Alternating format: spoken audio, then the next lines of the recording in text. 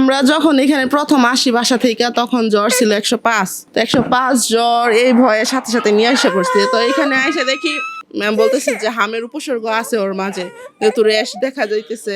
তো ইমার্জেন্সি ওখানে ভর্তি করে ফেলছে, যেহেতু 105 জ্বর, যে কোনো সময় খিচুড়ি হইতে পারে, ওই ভয়ে ম্যাম ভর্তি করে ফেলছে। তো এখানে থাকলাম, এখানে ম্যাম ট্রিটমেন্ট দিল। তো 5 দিনের মধ্যে আলহামদুলিল্লাহ হাম থেকে রিকভার হয়ে গেছে। প্রথম মাথা গরম হয়ে যায়, মাথা গরম হইলে শরীর ঠান্ডা থাকে, পরে জ্বর আসছিল, জ্বর আসার পরে একটু হাম বাড়িয়েছিল।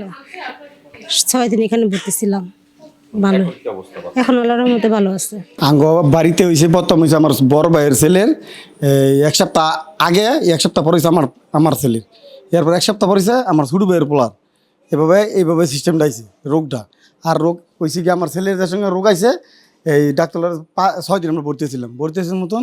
পরে গোড়া গেলে পুরো 22 মতন অস্ত পাওয়া দাম নামে সেরে আছে। আল্লাহ রহমত করছে। ম্যামে আমার অনেক সাহস দিছে, অনেক ভরসা দিছে। হ্যার কারণে এই হসপিটালে থাকা, হ্যার অবদানও আছে, হসপিটালের সেবা অনেক ভালো।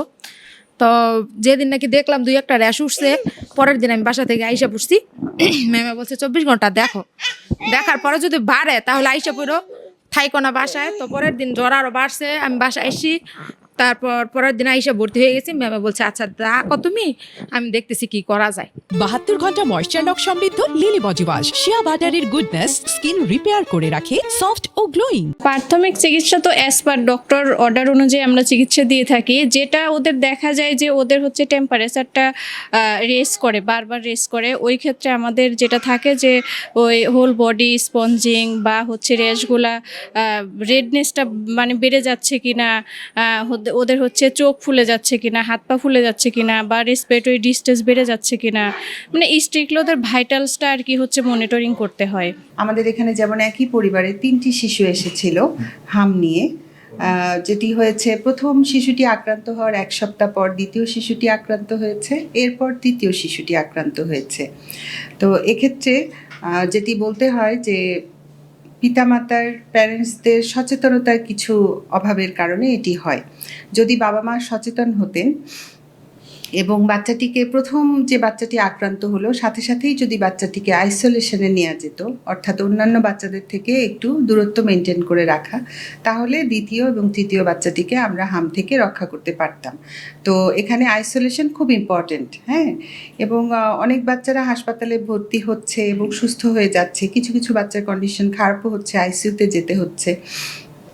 তো এক্ষেত্রে আমি বলবো, যদি বাবা মায়েরা সচেতন হন, জ্বর কাশি এবং যদি 1-2টি র্যাশও দেখা দেয় শরীরে, সাথে সাথে বাচ্চাটিকে বাকি বাচ্চাদের থেকে আইসোলেশনে নিয়ে নিতে হবে এবং দ্রুত ডাক্তার দেখাতে হবে। এবং ডাক্তারের পরামর্শ অনুযায়ী আমরা, যেমন কিছু কিছু শিশু বাসাতে থেকেই সুস্থ হয়ে যাচ্ছে, সবার অ্যাডমিশনের প্রয়োজন হয় না, সেটি সিদ্ধান্তটি চিকিৎসক নেবেন।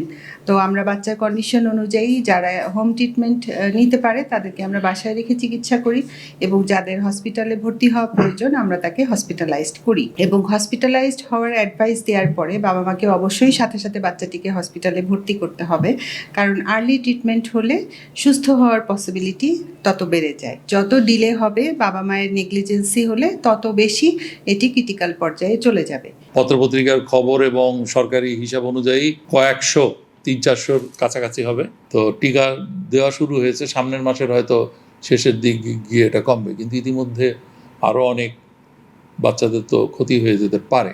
এবং সব জায়গায় যে সব সাপোর্টই আছে তাও না, আবার বাপ মা এটাকে হয়তো কারো কারো কাছে এই পাশের ওষুধের দোকান থেকেও চিকিৎসা নিচ্ছেন, দেরি হচ্ছে হসপিটালে পৌঁছাতে।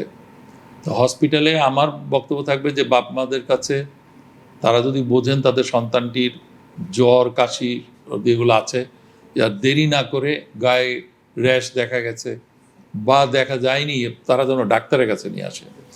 আর 1-2 মাস তারা যেন বাচ্চাকে অবশ্যই কোনো অসুস্থতার সাথেই, মানে বাচ্চাটাকে ডাক্তারের কাছে নিয়ে আসা, ডাক্তার যেন অন্তত এটুকু দেখতে পারেন এবং তাকে একটা সাজেশন দিতে পারেন যে সামনে কখন হসপিটাল লাগতে পারে বা কতক্ষণ পর্যন্ত আপনার ওষুধ খেতে পারেন।